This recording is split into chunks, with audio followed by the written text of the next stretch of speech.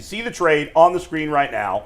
The Browns dealing Myles Garrett to the Los Angeles Rams for young defensive end Jared Verse, a 2027 first-round pick, a 2028 second-round pick, and a 2029 third-round pick.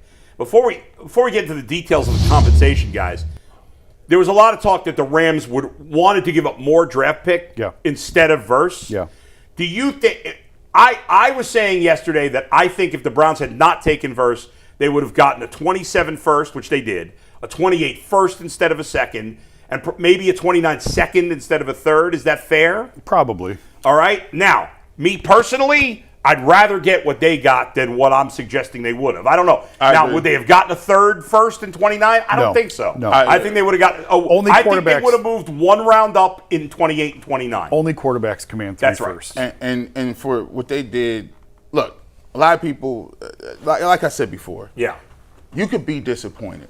I'm deeply disappointed at just it's the transaction. It's the fact that you had to give up a generational player. And anytime you use a generational player, it's like losing LeBron. You can't, it just is what it is. You cannot ever get capital that's going to make up for that.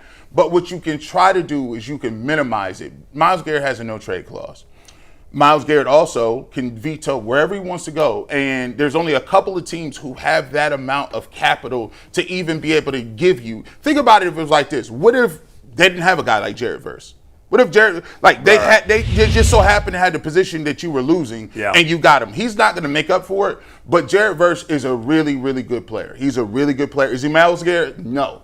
I hope that. Don't try to talk yourself into that. Don't talk yourself into it. Yeah. And also, on the opposite end of the spectrum, let this dude come in here and be part of the game. That's right. I don't want to get to a point where he plays for the Browns now. Just bring him in and say, listen, man, do your thing. Be you. You ain't got to be Myles Garrett. Let's not try to fill those shoes. But you got what you could get. Like there wasn't another team available that had the assets, that had the pieces and parts. And Myles Garrett made it evident that he wanted to be traded. Yeah. And so if you make that evident and he's going to either A, hold out, or B, cause an issue with Todd Monken or whatever the case may be, guess what, man? You got to move him. I respect everything Myles Garrett did for the organization. He's a first ballot Hall of Famer, and it hurts me that we had to lose him. Right, but at the end of the day, you gotta move on to what you got, and they got what they could, and we gotta go on and move on. So it is what it is. But I salute Myles Garrett, but it hurts his fans, and I understand why people would be hurt by it. Jason? Yeah, I don't want to repeat everything I said in the first hour, but I totally get why fans would be upset. Doesn't mean it wasn't the correct move. I advocated for this last year. I think it was the right move, and so on we go. But I don't know. Was the return enough? Yes, I think it was. I mentioned you guys off the air. I've heard from 3 or 4 people in the NFL who said the Browns knocked it out of the park. They thought it was tremendous value because of the Verse factor, because of the fact that he's on a rookie contract and he's as good as he is. You know, the Browns are not even on the correct highway in order to appear in a Super Bowl, right? I think we can all agree on that. Yeah. They're trying to find their way. They made the wrong turn. A few times. A few times. The GPS has been recalculating for 30 years. Oh, and that's the scariest thing in life. But, especially at dark. but I guess my point is 9 teams since Myles Garrett has entered the league have managed to win a Super Bowl without Myles Garrett. You see what I'm saying? Like, yes, he is a phenomenal player. And no, the Browns are not on the right highway right now. But if you believe that, like I do, this trade was one of the only ways that they could really sort of springboard themselves forward, where they've aligned all of these guys on the same timeline now age-wise. Jared Verse fits better age-wise and career trajectory-wise with Carson Schlesinger, with Mason Graham, with some of these other young nucleus of players that the Browns are developing. You can win at a high level without Myles Garrett. The last 9 years have proven that. You can still have great players and win without the very best in the game. Yeah. Myles was more, I mean, I think the GIF that best summarizes Myles is the Ferrari in the shack, because that's what the Browns have been. They've been driving a Ferrari, but they can't pay their rent, and there's no food in the fridge. Yeah. So how far is that Ferrari really going to get you? So right now, they've sold the Ferrari, and now they're trying to catch up on some of their other bills. So let me start with the bad, and then I'll get to the good. The bad is, as G said, and Jason alluded to as well. As a fan, you grow attached to players. Of course. And Myles Garrett was a player that fans grew attached to. So I understand that fans are hurt. It's never great to trade great players. Mm-hmm. You want to see Hall of Famers wear your uniform for their entire career. Mm-hmm. We got to see that with Joe Thomas. We also got to see Joe Thomas never win. Yep. Same thing happened with Myles Garrett. Now he moves on. It was weird to see Nick Chubb. I don't know if he's a Hall of Famer, but an excellent player. But he's a great player and a Browns legend. But he was weird to see him in a Texans uniform, and maybe he's going to retire now. I don't know. He's not on a team. So that was bad. The Browns' ineptitude as an organization led to this trade. If they had been a better run organization, if they had drafted better, if they had solved the quarterback issue, Myles Garrett would still be here. The Browns would be a more competitive team. Okay? That's the negative. The positive. I don't think you could have gotten more in a trade. Now, the Browns have to take advantage of it. Andrew Berry's given us some reason for optimism the last 2 years.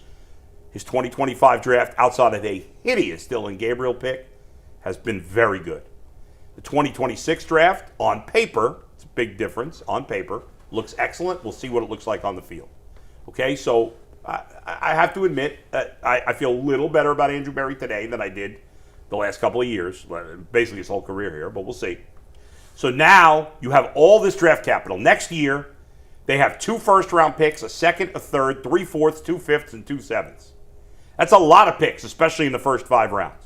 You have, 9 picks in the first 5 rounds, and what's supposed to be, and again, we don't know, but it's supposed to be not only a loaded quarterback draft, but just a loaded draft. Everybody's saying the 2027 draft is going to be bursting with talent. Yep. So even if they're wrong about 1 or 2 positions, they're not going to be wrong about every position.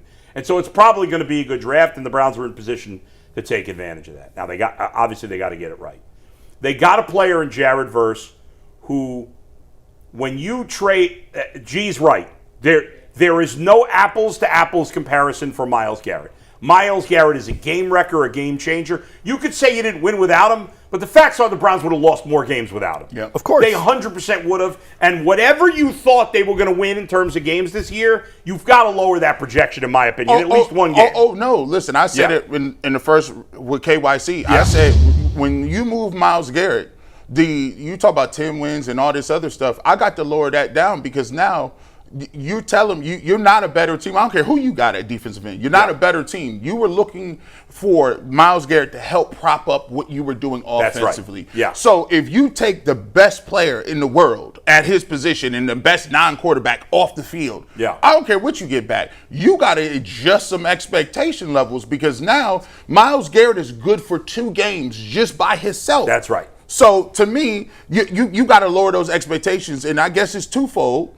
It gives Todd Monken a little more breathing room because now if he does still go out there and performs and says, hey, they get 6-7 wins, you're going to adjust the way you think about it because they traded the best player they had on their team. So you got to when you get new information, you got to reevaluate. Yeah, I thought the Browns would win 6. Now I'm more like maybe 4 or 5. Because Myles Garrett's worth at least a game, maybe 2, as you say. And I don't know if there's any other. Well, he won in the Steelers game by himself. Right. Are there any other defensive players that are worth a game? I don't know. I don't think so. None come to mind. So listen, Myles Garrett may be the best. Obviously, a great quarterback's more important than a great defensive end. Yes. But Myles Garrett arguably is better at his job than any football player in the league today. You can make that argument. So obviously, they're a worse team in the short term. And you're never going to be better. Jared Verse or whoever else you draft is never going to be better than Myles Garrett. The best you can hope is that he's a very good player and a Pro Bowler. Mm-hmm. And maybe someday an All-Pro. He's already a Pro Bowler. He's been very good. He's a 2-time Pro Bowler. He's Defensive Rookie of the Year. He is a very good player. Can he become a great player? We shall see. But in this situation where you got the draft capital, you got a proven player who it's hard to be proven after 2 years, but he's as proven as you can be. What do we say all the time? You got to do it again. That's right. He's done it for 2 years. He did. Okay? He's been with a winning organization, so he's been part of that culture. The guy was a first-round pick, so it's not like oh, where did this guy come from? Right. You know, maybe he won't be. Maybe it was a scheme thing or whatever. And now he's going to another team. He was a 3rd-round pick. He's going to, you know, he's from the area. He was a 1st-round pick. Not only that, by a team in the Rams that gets most everything right. They trade all their draft picks, but when they draft guys, they usually draft good players. Yep. He was their only first-round draft pick in like 10 years. In a span of 5 years. Yeah. He was the only guy they actually took. And another thing about Jared Verse that there's not a number or a statistic that illustrates this, but anything you read, and including the Athletic article, anything you read from his time in LA, he was the leader of the defense. He was the guy. He That's was good. the As leader. a young player, that's hard to do. Yes, and he stepped in from day one, and once again, a little older as a rookie. He'll turn 26 this year. Yeah. He came into the league as a 24-year-old. Maybe that helped. 5 I years think younger than that Myles probably Garrett. is why Maybe he that helped slipped a the little maturity, bit. but Yeah, he probably. was the leader of that Rams defense. Did is stupid. Did he come after Aaron Donald? Was he the next year after Yes. Donald retired? I believe he. Because Donald's been retired Have for 2 you years. seen yeah. this stuff about Donald making a comeback? No, but if I were him, I'd want to come back. It sounds like Yeah. like legit. Oh, yeah. No, I buy it. Yeah, He probably wants to play with Myles Can you Garrett. imagine Aaron Donald and Myles Garrett on the same Oh, line? my God. Even 2 years retired, you know he's still going to be good. That's crap because That- we had that same conversation. Who would you take? Remember McNuggets had one of Yeah, them crazy. yeah, right. What would you take? What was the next guy you would pair with Myles Garrett Yeah. that would be insane? And it was either we argued about Michael Parsons and Aaron Donald. And we did it for the whole 2 hours. Can you imagine being an offense and, No. and Aaron Donald and Myles Garrett I mean, are on the other side? No. I'll be curious to see if this happens, what kind Yeah. of shape he's in, and Yeah, what he's got left. He's not the same But Aaron he's Donald. not going to play unless he's in great shape. But yeah, I mean, I just Aaron Donald. well, Yeah, yeah. I know, but like He has been retired for 2 years. He's probably not going to be as good, but right. he'll still be really He'll good. still be pretty good. Yeah. He was at a high level when he left. Yeah, he was. He was not.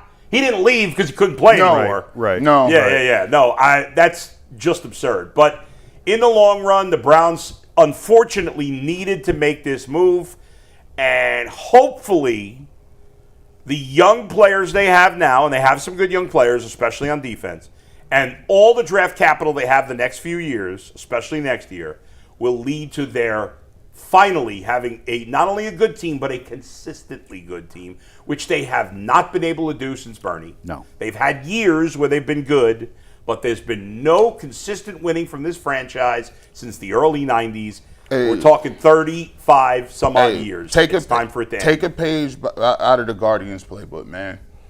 They playing DeLauder, Travis Yeah. Bazana. They bringing Angel Martinez. They playing the young dudes, man.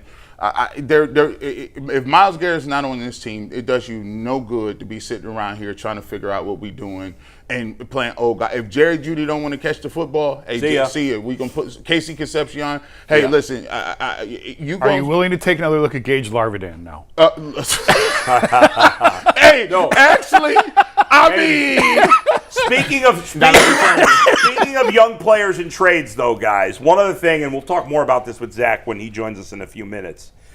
Now that you've traded Myles Garrett, so your young leader on your D-line maybe is Verse. I mean, obviously they got Mason Graham, you got Alex Wright, you got some nice young players there, right? We know Carson Schlesinger is the leader of the linebacking group.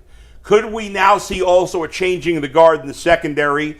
Grant Delpit, a free agent at the end of the year. Denzel Ward is a veteran now, I think just turned 30 also. I don't know what Delpit's trade value is, but I would absolutely look at that. You just drafted E-Man.